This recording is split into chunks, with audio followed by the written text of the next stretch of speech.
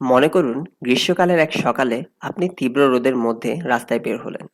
কিছুক্ষণ হাঁটার পর আপনার অনুভব হলো এক ধরনের বাতাস আপনার দিকে প্রবাহিত হচ্ছে, যা আপনার জন্য এক ধরনের অস্বস্তিকর পরিবেশ গড়ে তুলছে। তখন আপনার মাথায় প্রশ্ন আসলো, বাতাস তো আরামদায়ক হওয়ার কথা, কিন্তু এই বাতাস আপনাকে অস্বস্তিকর করে তুলছে কেন? তখন আপনার অনুভব হলো এটি এক ধরনের গরম বাতাস। আর এই গরম বাতাসকে হিট ওয়েভ বা তাপপ্রবাহ বলে। যখন কোনো অঞ্চলের তাপমাত্রা ৩ দিনের চেয়ে বেশি ৪০ ডিগ্রি সেলসিয়াস বা তার চেয়ে বেশি হয়ে থাকে, তখন সেটিকে হিট ওয়েভ বা তাপপ্রবাহ বলে। কিন্তু এই হিট ওয়েভ তৈরি হয় কিভাবে? হিট ওয়েভ বেশিরভাগ গ্রীষ্মের সময় ঘটে থাকে।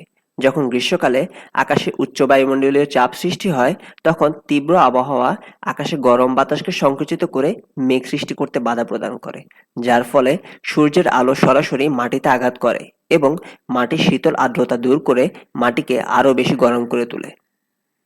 তাপপ্রবাহ বা হিটওয়েভ একটি প্রাকৃতিক সমস্যা হলেও এটি মানবজীবনে ক্ষতিকর প্রভাব ফেলতে পারে।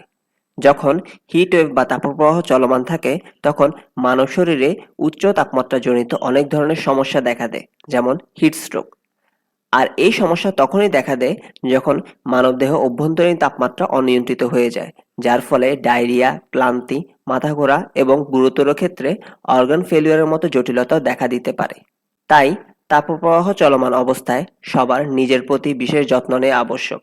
বিশেষ করে যাদের ঘরে বয়স্ক, ছোট বাচ্চা, গর্ভবতী মহিলা রয়েছে, তাদের প্রতি বিশেষ খেয়াল রাখা প্রয়োজন।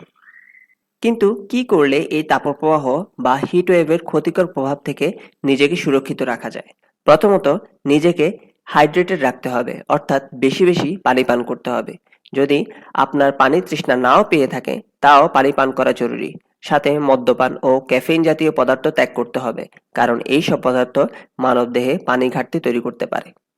দ্বিতীয়ত, যতটুকু সম্ভব সূর্যের আলোর সরাসরি সংস্পর্শে আসা থেকে বিরত থাকতে হবে, বিশেষ করে সকাল 10টা থেকে বিকাল 4টা অবধি। আর বের হলে অবশ্যই ছাতা বা ক্যাপ ব্যবহার করে নিজেকে ছায়ার নিচে রাখার চেষ্টা করতে হবে।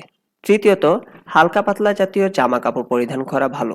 বিশেষ করে হালকা রঙের জামা সূর্যের আলো বা তাপকে বিকর্ষণ করে থাকে, যা মানবদেহকে তাপপ্রবাহ বা হিটওয়েভ থেকে প্রতিরোধ করতে সহায়তা করে। এরপর এই সময় ঠান্ডা পানি দিয়ে গোসল করা ভালো। এতে মানবদেহের তাপমাত্রা কমে আসে, যা তাপপ্রবাহের গরমে স্বস্তির ভাব দিয়ে থাকে, বিশেষ করে তাপমাত্রা যখন 32 ডিগ্রি সেলসিয়াসের উপরে উঠে যায়। এরপর চেষ্টা করতে হবে মশলা জাতীয় খাবার ত্যাগ করে ফলমূল ও শাকসবজি জাতীয় খাবার বেশি গ্রহণ করা, যেসবে পানির অনুপাত বেশি থাকে, যেমন তরমুজ, শসা, গাজর, টমেটো ইত্যাদি। আশা করি এইসব সতর্কতা অবলম্বনের মাধ্যমে হিটওয়েভ বা তাপপ্রবাহে আপনার শারীরিক সুস্থতা বজায় থাকবে। সবাই ভালো থাকবেন, আর তাপপ্রবাহে যাতে নিজের বা নিজের পরিবারের কারো ক্ষতি না হয় সেদিকে বিশেষ খেয়াল রাখবেন। আর এই ভিডিওর মাধ্যমে যদি আপনি সামান্যতম উপকৃত হয়ে থাকেন, তাহলে অবশ্যই আপনার বন্ধুদের সাথে শেয়ার করে তাদেরকে হিট ওয়েভ থেকে সুরক্ষিত থাকতে সহায়তা করবেন।